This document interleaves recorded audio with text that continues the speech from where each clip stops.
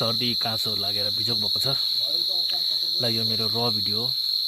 कतिजनाले सोध्छन् या भन्छन् कि होइन वर्कआउट त कहिले छुट्ला, कहिले गर्दैन होला, कहिले थाकेर चाहिँ नि मलाई एक्सक्युज मार्छ होला।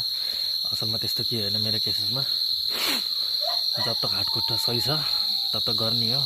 सर्दी बुखारै सब त भइरहेको छ। So never give up.